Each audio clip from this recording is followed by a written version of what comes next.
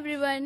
We are going to start class 11 chapter plant tissue, which is very important for neat point of view.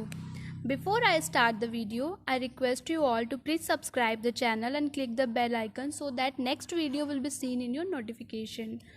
So guys, let's start the chapter. The chapter name is plant tissue. जो plant tissue है उसको दो part में divide किया गया है. First is meristematic and second is permanent tissue. Meristematic tissue जो है उसको भी फिर फर्दर नेक्स्ट टू पार्ट में डिवाइड है. एक फर्स्ट जो होता है उसको बोलते हैं प्राइमरी मेरिस्टम एंड दूसरा जो होता है उसको बोलते हैं सेकेंडरी मेरिस्टम. प्राइमरी मेरिस्टम में जो है एपिकल और इंटरकैलरी आते हैं. एपिकल जो होता है जो कि टिप पॉइंट पे जो मेरिस्टम प्रेजेंट होते हैं उसको एपिकल बोलते हैं. इंटरकैलरी वो होता है जो कि बीच में जो हमारे एपिकल मेरिस्टम के बीच में प्रेजेंट होते हैं उनको इंटरकैलरी बोलते हैं. सेकेंडरी मेरिस्टम जो है वो हमारे cork cambium, vascular cambium, intrafascicular cambium और इंटरफेसिकुलर कैम्बियम में पाए जाते हैं. अब है परमानेंट टिश्यू. मेरिस्टेमेटिक जो होते हैं वो डिवाइड होते रहते हैं और परमानेंट टिश्यू क्या होते हैं कि वो फर्दर डिवाइड नहीं होते हैं. जैसे कि सिंपल परमानेंट होता है और कॉम्प्लेक्स होता है. सिंपल जो होता है उसमें पैरेन्काइमा, कोलेनकाइमा एंड स्क्लेरेन्काइमा आते हैं और जो कॉम्प्लेक्स होता है उसमें जाइलम एंड फ्लोएम आते हैं.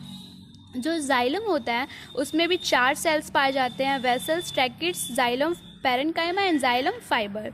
फ्लोएम है उसमें companion cells, sieve tube elements, parenchyma and fibre ये पाए जाते हैं. जाइलम में जो वेसल होता है वो डेड सेल्स होती हैं. ये MCQs में पूछ देता है. जाइलम वेसल्स जो जाइलम वेसल होती है वो डेड होती है और फ्लोएम में जो है वो फाइबर जो होता है वो डेड होता है. तो ये हो गया हमारा प्लांट टिश्यू. ये मोटी मोटी हेडिंग्स में सारे ऊपर के पार्ट्स कवर हैं. अब उसके बाद है टिश्यू सिस्टम. क्या होता है टिश्यू सिस्टम? भी 3 टाइप्स के होते हैं. Epidermal tissue system, fundamental ground tissue system, conducting और वेस्कुलर टिश्यू सिस्टम. डर्मल जो होता है उसमें 3 होते हैं. जैसे डर्मल मतलब अपर पार्ट्स में, प्लांट्स के अपर पार्ट्स में जो भी टिश्यूज़ पाए जाएंगे उसको हम एपिडर्मल टिश्यू सिस्टम कहेंगे. जैसे कि एपिडर्मिस, स्टोमेटा और एपिडर्मल अपेंडेजेस में पाए जाते हैं. एपिडर्मिस मतलब कि जो हमारा अपर लेयर होता है उस पे पाया जाएगा. स्टोमेटा जो कि लीफ के ऊपर स्टोमेटा प्रेजेंट होता है जो कि ट्रांसपिरेशन के लिए महत्वपूर्ण होता है, उसमें प्रेजेंट होता है ये टिश्यू. और एपिडर्मल अपेंडेजेस उसे बोलेंगे या तो रूट्स के हेयर्स में जो टिश्यू प्रेजेंट होंगे या फिर ट्राइकोम्स जो कि हमारे ट्राइकोम्स उसे कहते हैं. शूट्स के ऊपर जो हेयर्स प्रेजेंट होते हैं उसे हम ट्राइकोम्स कहते हैं. तो उनमें जो प्रेजेंट होंगे तो वो क्या होंगे? एपिडर्मल होंगे. मतलब कि जो अपर पार्ट में जितने भी टिश्यूज़ प्रेजेंट होते हैं उनको हम कहते हैं एपिडर्मल टिश्यू सिस्टम. अब है फंडामेंटल. तो फंडामेंटल से पता लग रहा है कि वो फंडामेंटल मतलब मेन कॉन्स्टिट्यूएंट. जैसे कॉर्टेक्स हो गया, पेरीसाइकिल हो गई, पिथ हो गई. अब उसके बाद कंडक्टिंग है. कंडक्टिंग में हमारे 2 आते हैं. जैसे जाइलम और फ्लोएम हमारे कंडक्टिंग वेस्कुलर सिस्टम होते हैं. तो उसमें जो है वेस्कुलर बंडल्स जो होते हैं वो भी 2 टाइप के होते हैं. या तो ओपन होते हैं या क्लोज होते हैं. डाइकॉट स्टेम में ओपन होता है और मोनोकॉट में क्लोज वेस्कुलर बंडल होते हैं. वैसे रेडियल वेस्कुलर बंडल रूट्स में पाए जाते हैं और को जॉइंट स्टेम और लीव्स में पाए जाते हैं. ये हो गया हमारा टिश्यू सिस्टम. गाइस इस चैप्टर को जिसने पूरा पढ़ा होगा वही इसे समझ सकता है ऐसे, क्योंकि ये इसको मैंने पूरा एक समरी की तरह बिल्कुल मेन पॉइंट्स को आउटलाइन करके इसमें दिखाया है. अब जो है वो है सेकेंडरी जाइलम किसे कहते हैं. ओल्ड प्लांट्स में जो होता है जैसे हार्टवुड और सैपवुड कहते हैं उसको, वो होता है सेकेंडरी जाइलम. हार्टवुड और सैपवुड में डिफरेंस क्या है? देखिए, जो हार्टवुड होता है वो सेकेंडरी जाइलम के सेंट्रल पार्ट में पाया जाता है और जो सैपवुड होता है वो पेरीफेरल, उसके चारों तरफ का जो रीजन होता है उसमें वो पाया जाता है, उसको कहते हैं सैपवुड.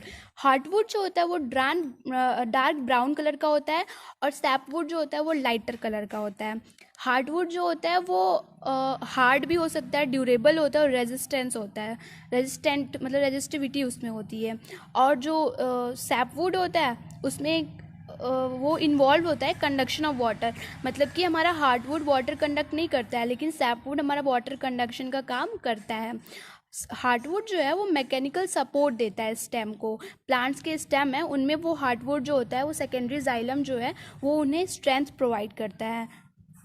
अबे लेयर्स कौन कौन सी होती हैं हमारे टिश्यूज़ में, रूट्स के टिश्यू में कौन कौन सी लेयर? आउटर से इनर बता रही हूँ मैं। आउटर लेयर होता है एपिडर्मिस, देन उसके बाद होता है cortex, then pericycle and then vascular tissue. जो एपिडर्मिस होती है वो उस पर क्यूटिकल्स एब्सेंट होते हैं। कॉर्टेक्स जो होता है वो इनर मोस्ट लेयर होता है, मतलब एपिडर्मिस के नीचे जो है वो कॉर्टेक्स रीजन होता है, जिसको हम इंडोडर्मिस भी बोलते हैं। उसके बाद आता है पेरिसाइकल। हमारे पेरिसाइकल में डाइकोट्स रूट्स में क्या होता है कि लेटरल रूट और वेस्कुलर कैम्बियम प्रेजेंट होते हैं, और मोनोकॉट में सिर्फ लेटरल रूट प्रेजेंट होता है। वेस्कुलर जो है, वेस्कुलर टिश्यू जो है, डाइकोट में 2 to 4 उसमें सिर्फ पॉलीआर्च प्रेजेंट होते हैं, और मोनोकॉट में मोर देन 6 होते हैं।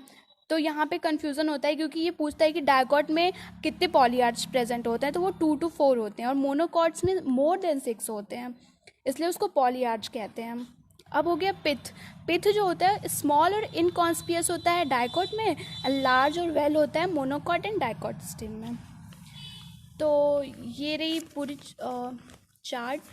इसको आप फिर से एक बार ऐसे देख लीजिए। आप चाहे तो इसको पॉज करके नोट भी कर सकते हैं बाद में।